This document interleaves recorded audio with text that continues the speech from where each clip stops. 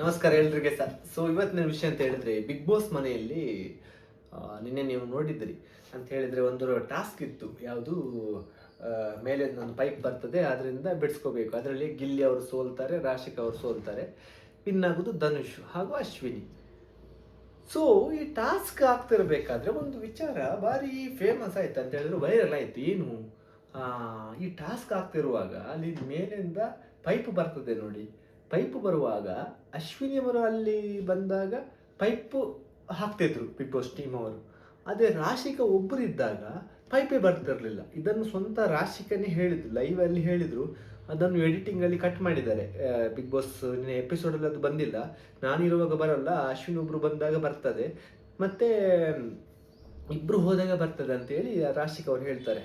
So ಇದರ ಉದ್ದೇಶ ಏನಾಗಿತ್ತು ಅಂತ ಹೇಳಿ ತುಂಬ ಜನ ಕಮೆಂಟ್ ಮಾಡಿದ್ದಾರೆ.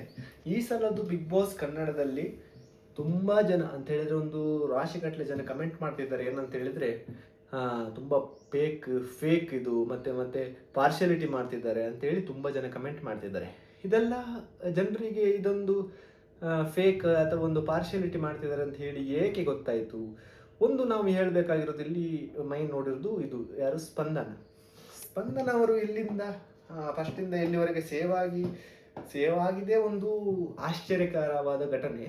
ಹೇಗೆ ಸೇವ್ ಆದರೂ ದೇವರಿಗೆ ಮತ್ತು ಬಿಗ್ ಬಾಸ್ ಟೀಮಿಗೆ ಇಬ್ಬರಿಗೆ ಗೊತ್ತು, ಜನರಿಗೆ ಗೊತ್ತಿಲ್ಲ. ಯಾಕಂತ ಹೇಳಿದ್ರೆ ಮಾಡುವವರ ಅಭಿಮಾನಿಯ ಎದುರಲ್ಲಿ ಸ್ಪಂದನ ಏನೂ ಇಲ್ಲ. ಹಾಗಿರುವಾಗ ಮಾಡುವವರನ್ನು ಆಚೆ ಕಳಿಸ್ತಾರೆ, ಇನ್ನು ಸೂರಜ್ ಅವರನ್ನು ಆಚೆ ಕಳಿಸ್ತಾರೆ. ಸ್ಪಂದನ ಹೇಗೆ ಸೇವ್ ಆಗ್ತಿದ್ದಾರೆ ಅಂತ ಹೇಳಿದರೆ, ಸ್ಪಂದನ ಆಗಲಿ, ಕಾವ್ಯ ಆಗಲಿ, ಧನುಷ್ ಆಗಲಿ, ಇವರೆಲ್ಲ ಕಲರ್ಸಲ್ಲಿ ವರ್ಕ್ ಮಾಡಿದವರು. ಸೊ ಅವರನ್ನು ಸ್ವಲ್ಪ ಮೇಲೆ ಎತ್ತಬೇಕು ಅಂತೇಳಿ ಬಿಗ್ ಬಾಸ್ ಟೀಮ್ ಅವರು ಪ್ರಯತ್ನ ಮಾಡ್ತಿದ್ದಾರೆ ಅಂತೇಳಿ ಜನರದ್ದು ಕಮೆಂಟ್. ಅಂತ ಹೇಳಿದ್ರೆ ಜನರು ಹೇಳೋದು. ಸೊ ಅವರು ಪಾರ್ಶಿಯಾಲಿಟಿ ಮಾಡ್ತಿದ್ದಾರೆ. ಯಾಕೆ ಸ್ಪಂದನ ಅವರನ್ನು ಆಚೆ, ಇಲ್ಲಿ ನೋಡಿ, ಮೊನ್ನೆ ರೀಸೆಂಟಾಗಿ ಹೋಗಿದ್ದು ಸೂರಜ್ ಅವರು ಸೀರಿಯಲ್ ಬ್ಯಾಕ್ಗ್ರೌಂಡ್ ಅಲ್ಲ, ಅವರು ನಾರ್ಮಲ್ ಮನುಷ್ಯ ಆಗಿದ್ರು. ಒಂದು ವಿಡಿಯೋದಲ್ಲಿ ಏನೋ ಫೇಮಸ್ ಆಗಿದ್ರು, ಅವರನ್ನು ಕರೆದ್ರು, ಬಿಗ್ ಬಾಸ್ ಚಾನ್ಸ್ ಕೊಟ್ಟರು. ಈಗ ಸೂರಜನ್ನು ತೆಗೆದ್ರು.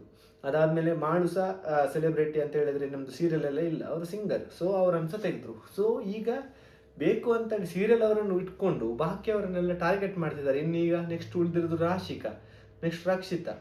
ಸೊ ಇವರನ್ನೆಲ್ಲ ಟಾರ್ಗೆಟ್ ಮಾಡ್ತಿದ್ದಾರೆ Bigg Boss team. Bigg Boss win ಮಾಡಿಸೋದೇ ಕಲರ್ಸ್ ಅವರನ್ನು ಅಂತ ಹೇಳಿದ್ರೆ ಧನುಷನ್ನು ವಿನ್ ಮಾಡಲಿಕ್ಕೆ ಟ್ರೈ ಮಾಡ್ತಿದ್ದಾರೆ. ಇಲ್ಲ ಕಾವ್ಯ, ಇದನ್ನು ಸ್ವಂತ ಮಾಡುವವರ ಹೆಂಡತಿ ಹೇಳಿದ್ದು.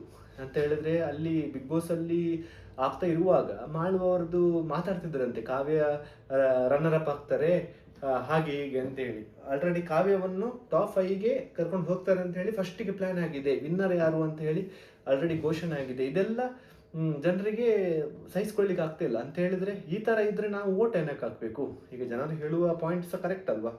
ಸೊ ಒಬ್ಬರನ್ನು ಪಾರ್ಶಿಯಾಲಿಟಿ ಮಾಡಬಾರ್ದು. ರಾಶಿಕ್ ಅವರು ಚೆನ್ನಾಗಿ ಟಾಸ್ಕ್ ಆಡ್ತಿದ್ದಾರೆ. ಇವರಿಗೊಂದು ಟಾಪ್ 5ಗೆ ಹೋದರೆ ಒಳ್ಳೆ ವಿಷಯ. ಯಾಕಂತ ಹೇಳಿದ್ರೆ ಸ್ಟಾರ್ಟಿಂಗಿಂದ ಇಲ್ಲಿವರೆಗೆ ರಾಶಿಕ್ ಅವರು ಬೇರೆ ಹುಡುಗಿರಿಗೆ ಕಂಪೇರ್ ಮಾಡಿದ್ರೆ ಒಳ್ಳೆ ಒಂದು ಸ್ಟ್ರಾಂಗ್ ಸ್ಪರ್ಧಿ.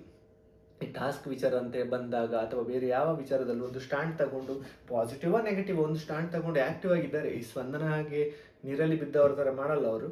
ಸೊ ಏನೇ ಆಗಲಿ, ನಿಮಗೆ ಈ ವರ್ಷದ ಬಿಗ್ ಬಾಸ್ ಪಾರ್ಶಿಯಾಲಿಟಿ ಅನ್ಸ್ತದ ಅಥವಾ ನಿಜವಾಗಿ ಜೆನ್ಯೂನ್ ಇದೆಯಾ? ನಿಮಗೆ ಏನು ಅನಿಸ್ತದೆ? ನಿಮ್ಮ ಒಂದು ಒಪಿನಿಯನ್ ಅನ್ನು ಕಮೆಂಟ್ ಹಾಕಿ. ಮತ್ತು ನಿಮ್ಮ ಫೇವ್ರೇಟ್ ಸ್ಪರ್ಧಿ ಯಾರು ಅದನ್ನು ಸಹ ಒಂದು ಕಮೆಂಟ್ ಹಾಕಿ. ಇನ್ನು ಹೊಸ ವಿಡಿಯೋದೊಂದಿಗೆ ಬರ್ತೇನೆ. ಅಲ್ಲಿವರೆಗೆ ನಮಸ್ಕಾರ.